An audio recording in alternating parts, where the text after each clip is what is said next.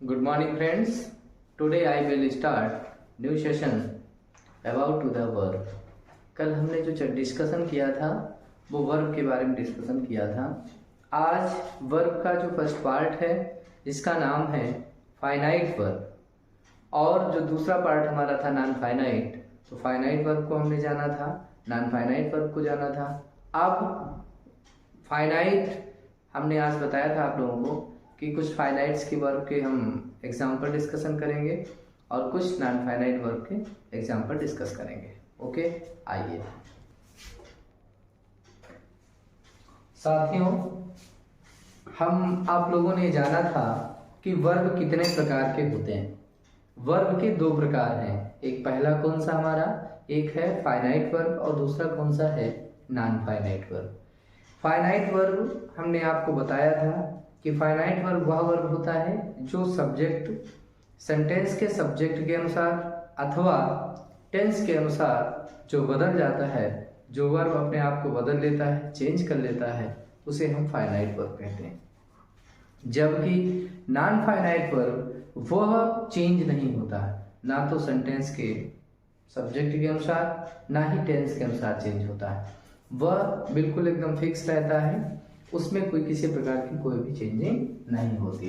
मान लीजिएगा एक हम एग्जांपल लिखते हैं, जैसे लिखा है ही वांट्स टू प्ले।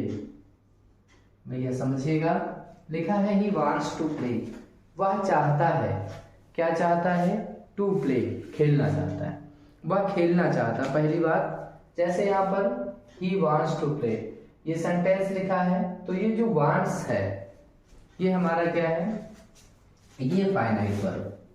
ये वांट्स क्या हमारा फाइनाइट वर्ब है, ठीक है ना, ये हमारा फाइनाइट वर्ब।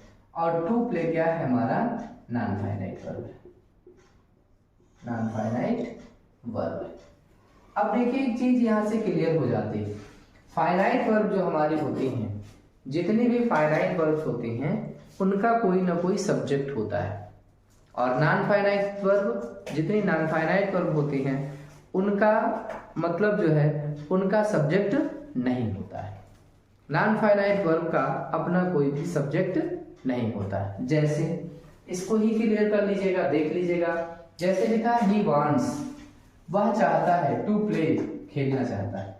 ही वांट्स, वह चाहता है, तो कौन चाहता है। अगर जो हम इससे वर्ब से क्वेश्चन पूछते हैं कि कौन चाहता है, तो ही चाहता है, तो ही हमारा क्या हो जाएगा, सब्जेक्ट हो जाएगा। तो इसलिए ये जो फाइनाइट वर्ब है इसका कोई ना कोई हमारा क्या होता है, सब्जेक्ट होता है। लेकिन अगर जैसे लिखा है टू प्ले, खेलना, टू प्ले मतलब खेलना चाहता है, यहां पर इस सेंटेंस में जो टू प्ले है ये एक ऑब्जेक्ट के रूप में काम किया कर रहा है। किस रूप में काम कर रहा है, ऑब्जेक्ट के रूप में। और किसके ऑब्जेक्ट के रूप में काम कर रहा है, हमारे वर्ब के ऑब्जेक्ट के रूप में। मतलब इस सेंटेंस के ऑब्जेक्ट के रूप में काम कर रहा है। तो जो ऑब्जेक्ट के रूप में काम कर रहा है टू प्ले, तो ये ऑब्जेक्ट हमारा क्या हो सकता है, नाउन भी हो सकता है और प्रोनाउन भी हो सकता है।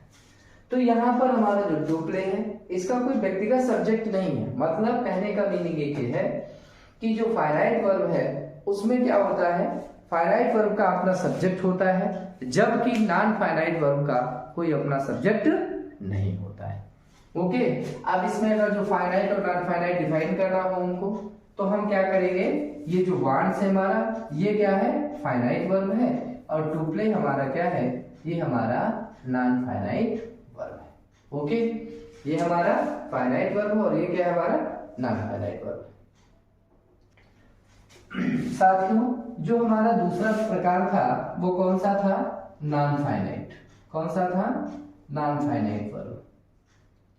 देखिए नॉन फाइनाइट वर्ब की अगर जो हम बात करें तो आप लोगों को बिल्कुल क्लियर हो गया होगा, जो सब सेंटेंस के सब्जेक्ट के अनुसार अथवा टेंस के अनुसार अपने आप को नहीं चेंज करता है, जो वर्ब अपने सेंटेंस के टेंस के अनुसार अथवा सब्जेक्ट के अनुसार जो वर्ब चेंज नहीं होती, उसे हम क्या कहेंगे, नॉन फाइनाइट वर्ब कहेंगे। There are the three types of the non finite verb. ये कितने प्रकार के होते हैं, तीन प्रकार के होते हैं। पहला हमारा होता है इंफिनिटिव। सबसे फर्स्ट नंबर पे क्या होता है, इन्फिनेटिव होता है, ठीक है ना। दूसरा हमारा क्या होता है, जीरेंट होता है। तीसरा हमारा क्या होता है, पार्टिसिपेट होता है, ठीक। सबसे फर्स्ट नंबर पे हमारा क्या होता है, इन्फिनेटिव होता है। सेकेंड नंबर पे हमारा क्या होता है, जीरेंट होता है। और थर्ड नंबर पे हमारा क्या होता है, पार्टिसिपेट होता है। There are the three types of the non finite verb. Non finite हमारे कितने प्रकार के होते हैं, 3 प्रकार के। पहला कौन सा, infinitive. Second number gerund. Third number participate. Okay, सबसे पहले इसको नोट डाउन कर लीजिएगा, देन इसके बाद में हम आपको बताते हैं। आइए डिस्कस करते हैं व्हाट इज इन्फिनेटिव। इन्फिनेटिव क्या है। सबसे फर्स्ट नंबर पे हमारा क्या है, इन्फिनेटिव क्या है।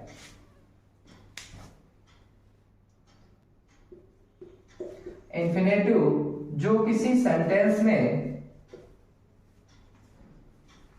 नाउन, एडजेक्टिव, ऑब्लिक एडवर्ब का कार्य करते हैं। वॉइस और राइटिंग आपको क्लियर होगी। देखिए, इन्फिनेटिव वो वर्ड्स होते हैं, वो वर्ब होती है हमारी, जो किसी सेंटेंस में किसका, नाउन का, एडजेक्टिव का और एडवर्ब का काम करते हैं। कभी कभी इन्फिनेटिव जो होता है हमारा, ये सेंटेंस में सब्जेक्ट का काम करता है, और सब्जेक्ट हमारा नाउन और प्रोनाउन दोनों हो सकता है, तो ये नाउन का भी काम कर सकते हैं। इन्फिनेटिव कहीं एडजेक्टिव का भी काम करता है, इन्फिनेटिव हमारा एडवर्ब का भी काम करता है। ओके, अब इसके बाद में अगर जो हम काइंड्स ऑफ इन्फिनेटिव की बात करें, तो काइंड्स ऑफ इन्फिनेटिव की अगर जो बात करें, तो इन्फिनेटिव हमारे 2 प्रकार के होते हैं। There are the 2 types of the infinitive. क्या प्रकार के भैया इन्फिनेटिव होते हैं हमारे, 2 प्रकार के होते हैं। फर्स्ट हमारा कौन सा होता है, एक होता है, यहीं पे हम नोट किए दे रहे हैं, एक हमारा इन्फिनेटिव होता है, इन्फिनेटिव इंपॉर्टेंट टॉपिक है, इसको नोट डाउन सभी लोग कर लीजिएगा। इन्फिनेटिव टू, और एक होता है इन्फिनेटिव विदाउट टू, ठीक। सबसे बड़ी बात, एक हमारा क्या होता है, इन्फिनेटिव टू हुआ होता है, मतलब इसको हम चाहे इस तरीके से भी नोट कर सकते हैं, इन्फिनेटिव विद टू, सॉरी, और इसको हम इन्फिनेटिव विदाउट टू कह सकते हैं। विदाउट टू को हम बेयर इन्फिनेटिव कहते हैं। इसको क्या कहते हैं, बेयर इन्फिनेटिव कहते हैं। आप लोगों ने पढ़ा होगा, इसको हम बेयर इन्फिनेटिव कहते हैं। और जो टू होता है, इसको इन्फिनेटिव तो हम जानते ही हैं, कहते भी हैं। सबसे बड़ी बात एक है कि इन्फिनेटिव को हम पहचानेंगे कैसे। इन्फिनेटिव जो हमारा होता है, इसको हम वर्ब की फर्स्ट फॉर्म से पहले टू लगा करके बनाते हैं। ये इसका बेसिक फार्मूला है, सभी लोग नोट डाउन कर लेंगे। वर्ब की फर्स्ट फॉर्म से पहले हम क्या लगाएंगे, इसमें टू का प्रयोग करेंगे, तो ये हमारा क्या होगा, इन्फिनेटिव विद टू वाला होगा। ओके, तो यहाँ पर इन्फिनेटिव हमारे कई प्रकार के होते हैं, कितने प्रकार के होते हैं, infinitive there are the 2 types of the infinitive with to और इन्फिनेटिव विदाउट टू, जिसको हम बेयर इन्फिनेटिव भी कहते हैं। ओके, इसको हम क्या कहते हैं, बेयर इन्फिनेटिव भी कहते हैं।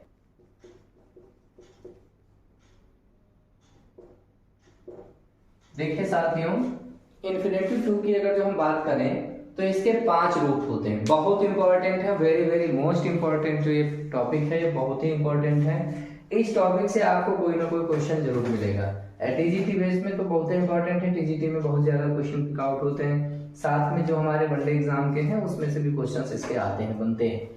सबसे पहली बात एक चीज समझ लीजिएगा कि इन्फिनेटिव जो विद टू है, विद टू का मतलब है कि जो वर्ब की फर्स्ट फॉर्म से पहले टू लगाएंगे, वो हमारा इन्फिनेटिव होता है। इन्फिनेटिव का मतलब होता है कि वो उसके 5 प्रकार है। इन्फिनेटिव भी 5 प्रकार का होता है।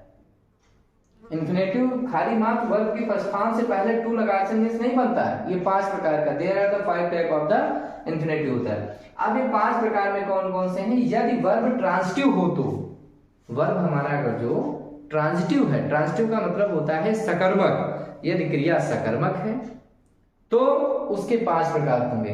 अगर जो इंट्रांजिटिव है, अकर्मक है, तो उसमें ये नहीं, उसके प्रकार नहीं होंगे। अब देखिए इसके 5 प्रकार हैं। 5 प्रकार में यदि वर्ब की फर्स्ट फॉर्म है, वर्ब की फर्स्ट फॉर्म से पहले टू दिया गया है, तो इसको हम कहते हैं सिंपल इन्फिनेटिव। क्या कहेंगे भैया? सिंपल इन्फिनेटिव कहेंगे। ध्यान से नोट डाउन कर लीजिएगा, इसे हम क्या कहेंगे? सिंपल इन्फिनेटिव कहेंगे। देन इसके बाद में अगर जो टू है, बी लिखा है, वर्ब की कौन सी फॉर्म लिखी है? थर्ड फॉर्म लिखी है, तो ये पैसिव फॉर्म में आ जाता है। एक चीज और समझ लीजिएगा, हमने जब अभी तो खैर नहीं सेशन हुआ है वॉइस का, जब हम वॉइस सेशन पढ़ाएंगे आपको, तो उसमें आपको ये बताएंगे कि वॉइस जो होता है हमारा, जो वाच्य जिसको बोलते हैं, वो 2 प्रकार का होता है। There are the 2 types of the voice होते हैं। पहला कौन सा हमारा होता है? एक्टिव वॉइस होता है। दूसरा कौन सा होता है? पैसिव वॉइस होता है। एक्टिव वॉइस का मतलब होता है जिसमें कर्तावाच्य होता है, और पैसिव वॉइस का मतलब होता है जिसमें कर्मवाच्य होता है। देखिए हम सभी लोग ये जानते हैं कि पैसिव वॉइस में बाई का प्रयोग होता है, लेकिन पैसिव वॉइस की ये मेन पहचान नहीं है। पैसिव वॉइस की एक मेन पहचान है कि जिसमें वर्ब की थर्ड फॉर्म दी गई हो, वर्ब की थर्ड फॉर्म का प्रयोग किया गया हो, और उसके साथ साथ में उसका जो वर्ब है वो वर्ब की थर्ड फॉर्म के रूप में हो। अर्थात जैसे यहाँ पर बी जो है ये बी फॉर्म में है, लेकिन इसके साथ में क्या है? वर्ब की थर्ड फॉर्म दी गई है, तो ये किसमें है? सिंपल पैसिव इन्फिनेटिव है। ठीक है ना? सिंपल पैसिव इन्फिनेटिव के अंतर्गत आ जाता है। इसके बाद में हम टू हैव V3। अब देखिए हैव, अब मैं अगर बात करूं आपसे, सारे वर्ब का जो सेशन है करीब 5 से 7 दिन के 5 दिन ईयर वर्ब का मान के चलिएगा, 4 से 5 दिन जरूर ये सेशन रहेगा, क्योंकि इसमें सारे वर्ब्स हैं हमारे। अभी एक्सल्टीज वर्ब है, मॉडर्न वर्ब्स हैं, इसके साथ साथ में जो हमारे हेल्पिंग वर्ब हैं, इज एम आर का प्रयोग कहां पर करेंगे, वाज वर का प्रयोग कहां पर करेंगे, हैज हैव का प्रयोग कहां पर करेंगे, डू डज का प्रयोग कहां पर करेंगे। इसके साथ में हमारे जितने भी मॉडल वर्ब हैं, will, shall, can, could, may, might, ought, are, to, ये सब सारी चीजें हैं, नीड का, इनका सबका प्रयोग हम कहां पर करेंगे, किस तरीके से करेंगे, इन सारी चीजों की डिस्कशन, सारी चीजों की जानकारी आपको दी जाएगी। आपका प्रयोग यहाँ पर हैव लिखा है, तो आप लोगों आपको पता है कि हैज के साथ में, हैव के साथ में वर्ब की थर्ड फॉर्म लगाते हैं। कौन सी फॉर्म लगाते हैं? थर्ड फॉर्म लगाते हैं। और हैज हैव हमको डिनोट कौन सा टेंस कराता है? ये डिनोट कराता है परफेक्ट का, तो ये परफेक्ट इन्फिनेटिव हो गया। कौन सा इन्फिनेटिव हो गया? परफेक्ट इन्फिनेटिव हो गया। इसके बाद में अगर जो हम 4th नंबर पे बात करें, जैसे टू हैव प्लस बीन, आपको पता है जब हम पैसिव वॉइस पढ़ाएंगे, यानी कि वॉइस जब हम पढ़ाते हैं, वॉइस जब हम आप सीखेंगे, तो वॉइस का मतलब यही होता है कि उसमें हमें क्या लगाना होता है? हैव के साथ में बीन का प्रयोग करना होता है, उसके बाद में वर्ब की थर्ड फॉर्म लगानी होती है, तो वहां पर हम इसको क्या बोल देते हैं? परफेक्ट पैसिव इन्फिनेटिव बोलते हैं। ओके, इसके बाद में हमारा आता है 5th नंबर पे to be plus V1 plus ING, जिसको कंटीन्यूअस इन्फिनेटिव कहते हैं। देखिए बिल्कुल सीधी सी बात है, इसमें बी के साथ में हम क्या लगाएंगे? वर्ब की फर्स्ट फॉर्म में ING लगाएंगे, तो हमारा होता है कंटीन्यूअस इन्फिनेटिव। वो कौन सा होता है भैया? कंटीन्यूअस इन्फिनेटिव होता है। इसके बाद में to plus have been, to plus have been plus verb की फर्स्ट फॉर्म में ING, इसको हम क्या बोलते हैं? परफेक्ट कंटीन्यूअस इन्फिनेटिव बोलते हैं। इसे हम क्या बोलते हैं? परफेक्ट कंटीन्यूअस इन्फिनेटिव बोलते हैं। तो इन्फिनेटिव जो हमारे होते हैं, जिनका हम विद टू के साथ में प्रयोग करते हैं, विद टू का मतलब होता है जिनमें टू का प्रयोग होता है, तो टू प्लस वर्ब की first form, to plus be plus verb की थर्ड फॉर्म, ये हमारा कौन सा होता है? सिंपल इन्फिनेटिव होता है। ये कौन सा हमारा होता है? सिंपल पैसिव इन्फिनेटिव होता है। ये हमारा कौन सा है? परफेक्ट इन्फिनेटिव है। To plus have plus V3, ये परफेक्ट इन्फिनेटिव है। इसके बाद में to plus have plus be plus V3, अर्थात ये हमारा परफेक्ट पैसिव इन्फिनेटिव है। इसके बाद में to plus be plus V1 plus ING continuous infinitive है।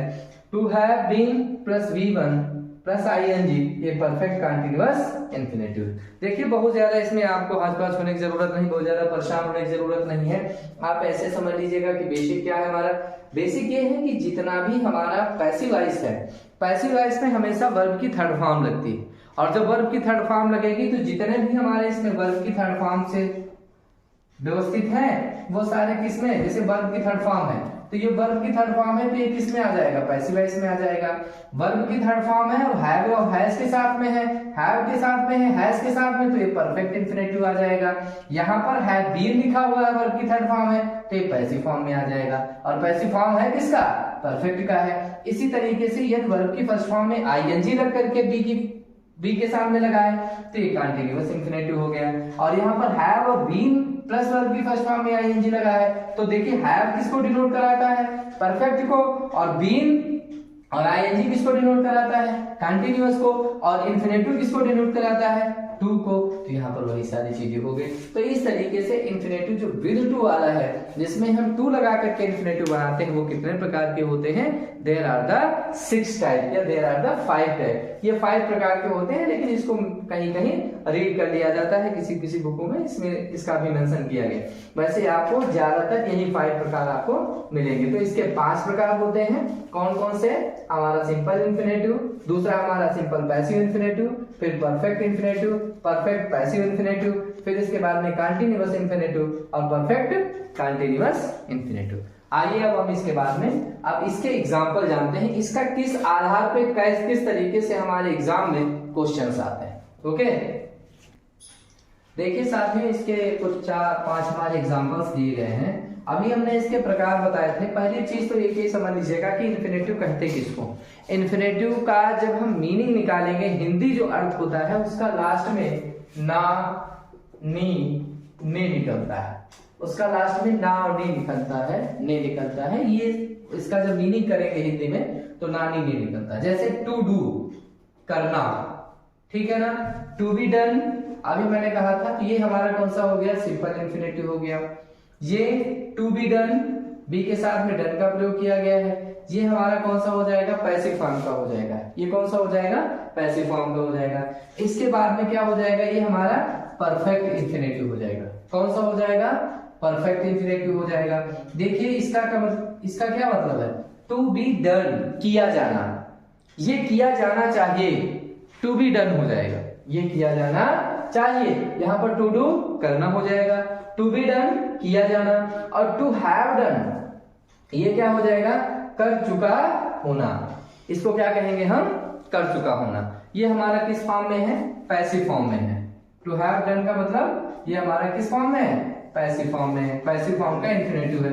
इसके बाद में क्या है, टू हैव बीन डन, ये परफेक्ट इंफिनिटिव है। ये हमारा कौन सा है, परफेक्ट का पैसिव फॉर्म में इंफिनिटिव है। और इसके बाद में है टू बी डूइंग, ये कंटीन्यूअस इंफिनिटिव है।